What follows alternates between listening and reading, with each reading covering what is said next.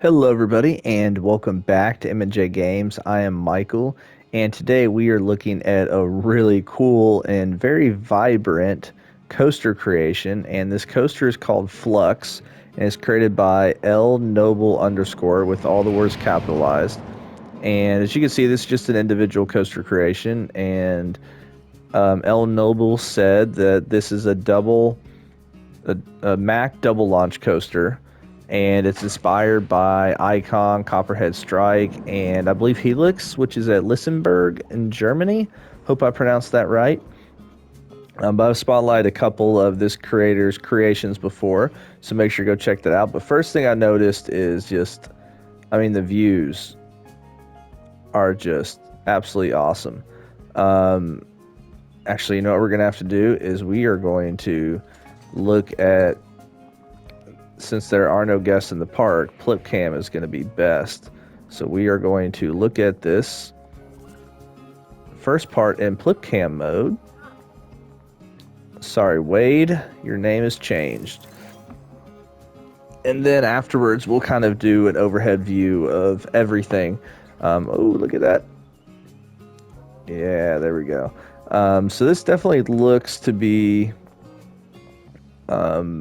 not necessarily the most intense launch coaster you could possibly have, but it does look to have some intense elements. And I know you said it was modeled after Copperhead Strike and some of those. To be honest, like Copperhead Strike was fun, but it wasn't as much fun as I was expecting. Like there really were not any like truly intense moments. I mean, there were two moments of pretty aggressive ejector airtime. But in terms of the launches were just very meh. Like, didn't really do much. The best part of the ride for Copperhead Strike was that I believe it's called JoJo Roll right out of the station. But yeah, enough about that. Back to this. I love the basics. Like, this is just so. Everything here is so basic, but it looks so good.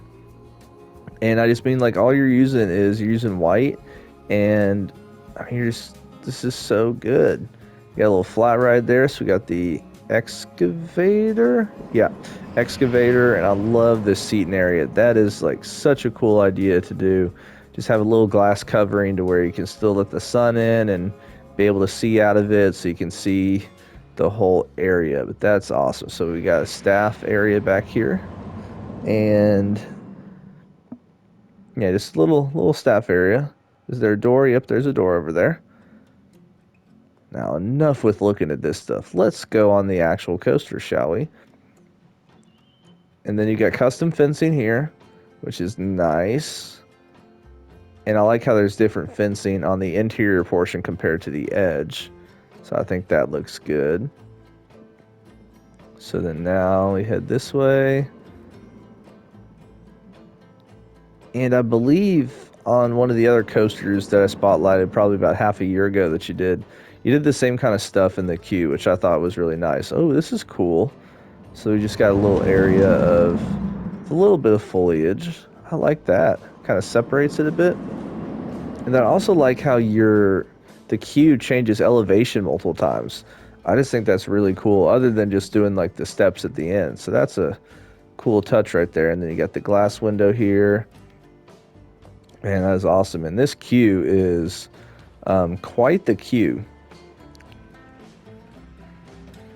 So there we are.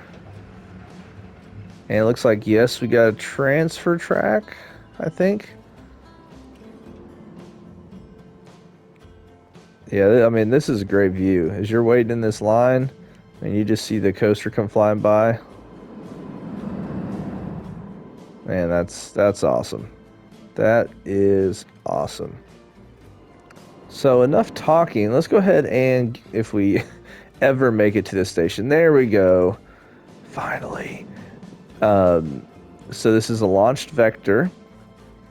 And let's take a look at these stats real quick. Vertical G-force is a little bit higher. Max speed 63 miles per hour. So let's go ahead and hop on that train. And I'll talk to you after the coaster.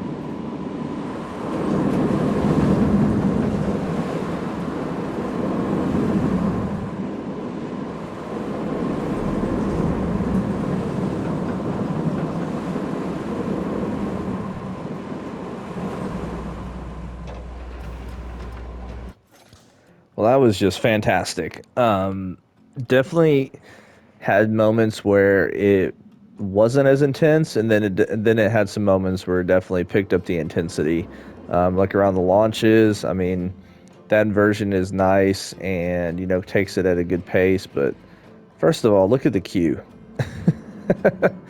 I mean, imagine having to wait in that queue. That's crazy. So then we got this here. So we got the little area for the transfer track. Now, my only suggestion here is, how is this track going to slide over? Just from a realism standpoint, you're obviously doing a good job with realism. And what I mean by that is that this girder that it's supposed to slide over isn't connected to this. So, like, you got to connect it to that somehow, so that in theory, you press a little button and it moves the track over to either there or there. So that's just one thing that I would say to work on. And honestly, I didn't know you could change the color of those. Interesting. Let's see, is there anything in here? No, it's all good. But yeah, I mean, look at that. Even rooftops got a little bit of detail. I mean, look at this station. That is awesome. I mean, basically everything in this park it's like glass and then beams, and that's it. And just so well done. Such a good job. And we're going to take a look at night right now.